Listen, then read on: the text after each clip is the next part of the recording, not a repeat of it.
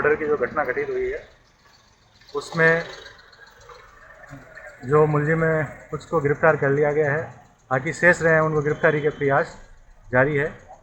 और परिजनों को इस संबंध में समझाइश कर दी गई है, वो सहमत हो गए हैं। हमारे मदीना नगर के अंदर वार्ड नंबर पुराना 19 के अंदर और अब्दुल हमीद के 3 लड़के, एक तो भाई 2 लड़के और खुद अब्दुल हमीद, वो तो भेड़ बकरी चरा रहा था आपकी, और उनको 10-20 बदमाश प्रकृति के लड़के थे, वो आके उनके ऊपर, दोनों के ऊपर छुरियों से और चाकुओं से हमला कर दिया। और रात को एक तो स्पॉट के ऊपर ही खत्म हो गया, एक शिखर के अंदर रेफर है।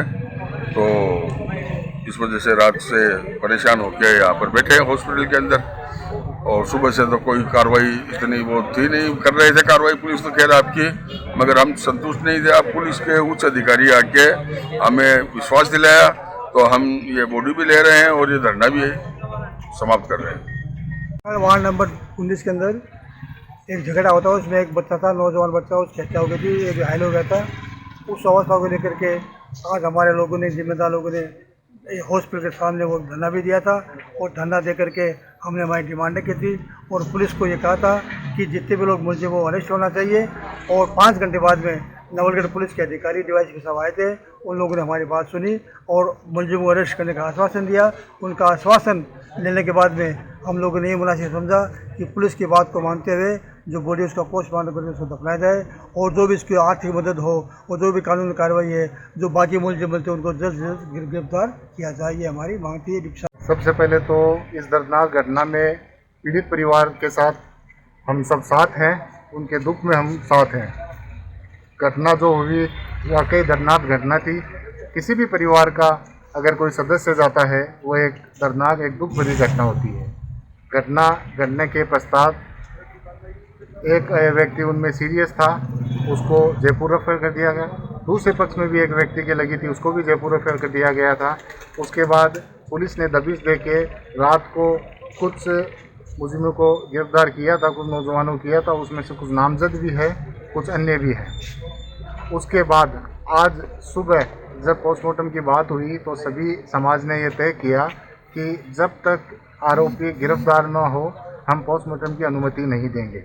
उसके बाद पुलिस के आला अधिकारी नवलगढ़ डीवाईएसपी और थाना अधिकारी रामकिशोर जी और उनकी टीम, सभी टीम लगातार यहाँ पर हॉस्पिटल में थी और धरना स्थल पर बैठे लोगों से भी लगातार वार्तालाप चल रही थी।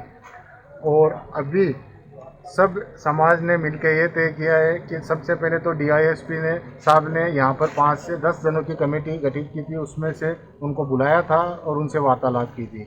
पुलिस प्रशासन ने ये आश्वासन दिया है कि हम जल्द से जल्द कार्रवाई करेंगे और जो भी मुलजिम है उनको पकड़ के लाएंगे। और सुबह से अब तक उन्होंने कुछ जो पीड़ित परिवार और समाज की तरफ से शंका थी उसके ऊपर कार्रवाई की है और उसमें उनको कोई सुराग भी मिले हैं।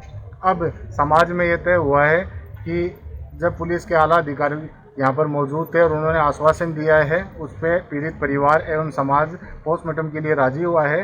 अब पंचनामा की कार्रवाई चालू है, पंचनामा होगा और पुलिस प्रशासन ने ये कहा है कि जल्द से जल्द जो बचे हुए आरोपी उनको गिरफ्तार करेंगे। और समाज की तरफ से ज्ञापन दिया गया है कि पीड़ित परिवार को राज्य सरकार के नियम अनुसार जो भी सहायता मिले वो सहायता प्रदान की जाए और इस दुख की घड़ी में उनको कुछ सहायता मिले।